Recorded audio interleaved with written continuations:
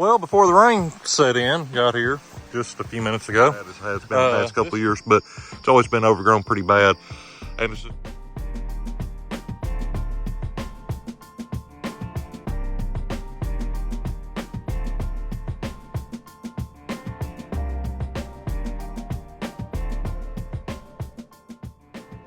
This past summer, having this mini excavator made a huge difference in all the work that I was able to get done, especially being by myself. It is just mind-blowing what I was able to get done with having this tool. It was just, wish I could afford to be able to keep it, but it's just not in this little farmer's budget right now.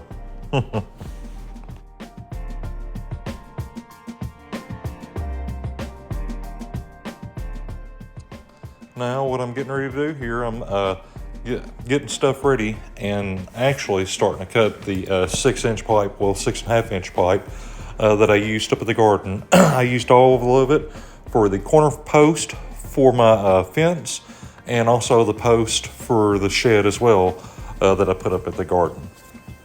I plan on also using it in the future for my composting bin area. I really want an area that I have dedicated for doing my compost, be able to turn it a whole lot easier and just make life, like I said, easier on doing the composting.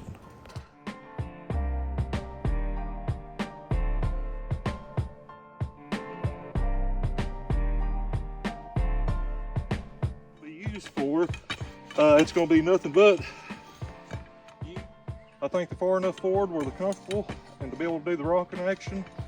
It's not something where the handles are way back here up under your armpit and you're trying to, you know, that's the whole purpose of it. I can't remember now, but anyways, when I was designing the broad fork and I was looking at stuff online, that's one reason why I'm doing testing. Been a time trying to figure things out, but anyways, what I like about this design so much is on all three of the designs, it's 2.5-inch tube in here, which makes it really comfortable for the user's foot and stuff. It's really nice. This here, I want to say it's like around 1.5 inches. Cut a hole in the tube, ran it down in there. The tines and the handles and everything. This is going to be one of the longer rows. Plan on doing one right down there. And like I mentioned in the previous video, these sycamore trees here were huge, and I'm still super thankful that my neighbor was able to come up and give me a hand. They were over 100+ foot tall. It's slowly going.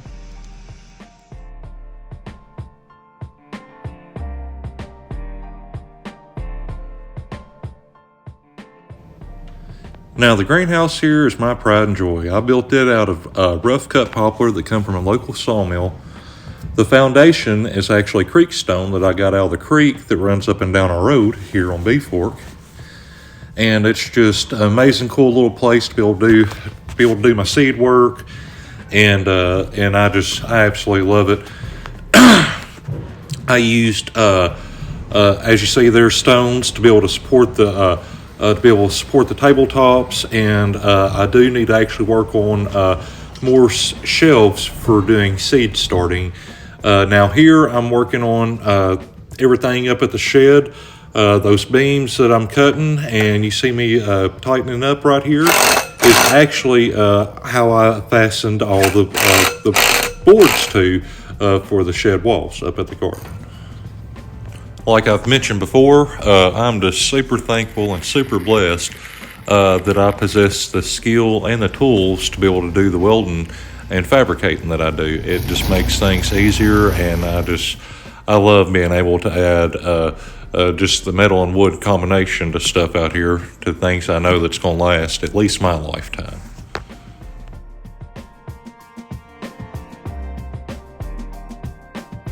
And take the time and do layout.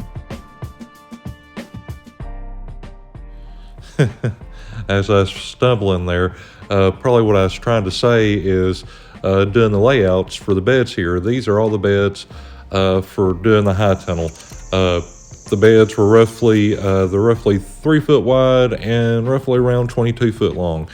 except for the one bed in the center. I done it just a little bit shorter so I could have more space where the entryway is for the zipper door. Other than that, though, I am loving the high tunnel. Here during the wintertime. But no, today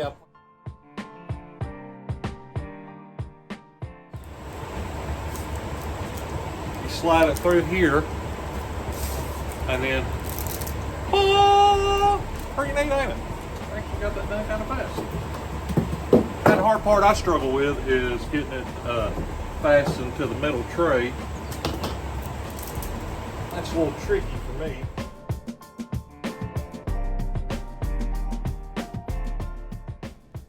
Now what all I'm demonstrating here is the paper pot transplanters. Absolutely love them. I got mine from Never Sink Farms, and I'm just over the moon by it. I love what Connor does, and I love his products. I have several things of his, and I tell everybody I am new to this farming stuff, and the products that he makes and other folks out there, it just makes sense on doing small scale micro farming like this. It just makes perfect sense on trying to be as efficient as possible and to be able to turn a profit and be able to do well for yourself. It's just mind-blowing on how fast you can actually do your transplants. It's insane.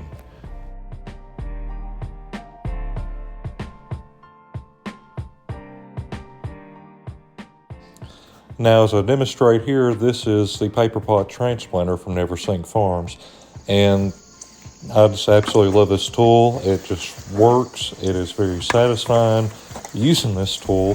One of my favorite tools to use in this process, and it is just, I couldn't imagine doing my transplants any other way.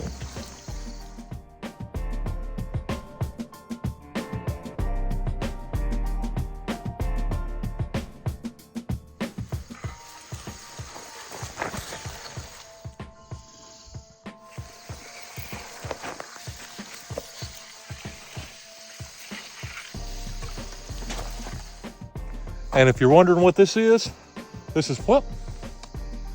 also from Never Sink Farms, and this is Zipper Tool. A great little tool. This is around my...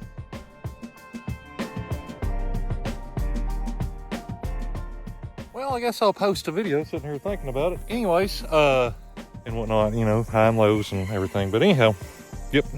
Here I will be transplanting beets. So that's a little hot. Anywho. Quit here. I could probably have it close to being done this evening.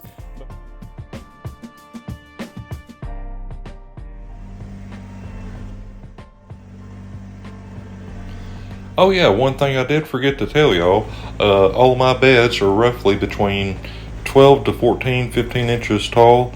Since I use non-dimensional rough cut lumber, that's just what I end up with, or kind of maybe depends on what I feel like building that day. Shout out to the wife there, by the way. I'm finally getting to get these things in the ground. Now, I know I'm probably pretty late in the season, but I'm a new farmer. I'm learning. The paper pot transplanter from Never Sink Farms, and so far I've been really happy with it and really pleased, but there is a learning curve with it, so just like everything else.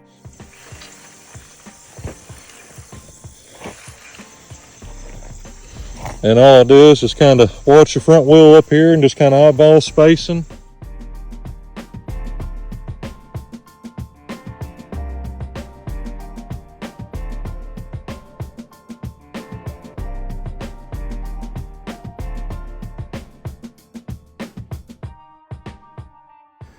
The Quick Cut Green Harvester from Farmer's Friend is another one of them tools to me that just made sense to be able to have as a micro farmer and to try to be very productive and wise with your time. It is a truly time saver on harvesting all your loose leaf greens. It's just absolutely mind blowing, and I couldn't imagine doing it any other way. My last harvest on loose leaf greens, spinach and lettuce, I harvest between 30 to 35 pounds. My high tunnel is a 16 by 50 Gothic Pro from Farmer's Friends. The second high tunnel that I have is a little bit smaller. It's the 16 by 25.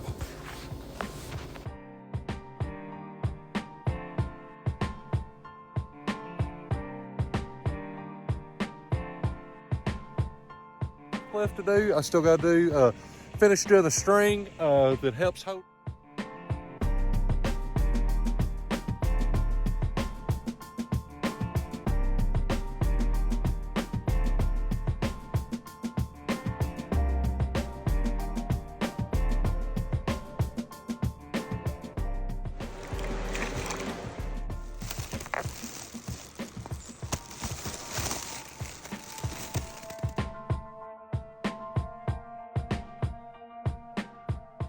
Emotional, spiritual, uplifting day.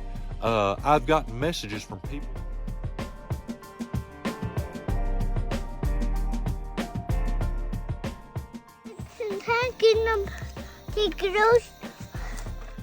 One thing me and the little boy enjoy doing is actually going and picking wildflowers for his mama.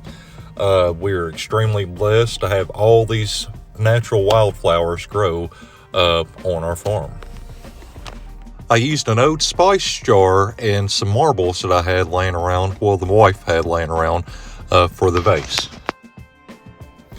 And rainbow Swiss chard is one of them plants I'm glad that I added to my garden. I just think that it is just a beautiful plant. Howdy everyone, just got done weeding this bed. I'm getting ready to take this beautiful bucket of compost and spread it down to the garage, grab the purple potatoes, and start putting them out. And I'm sorry, it's hay that I have that I'm gonna be using this go around. But anyways, I'll show you more. Well, since we're getting close to the end of the video, I guess I better go ahead and wrap this up with a voiceover. Thank y'all again for watching. Have a blessed day, and please hit that like, share, and subscribe button. It actually helps small folks out like myself to be able to get our content out there.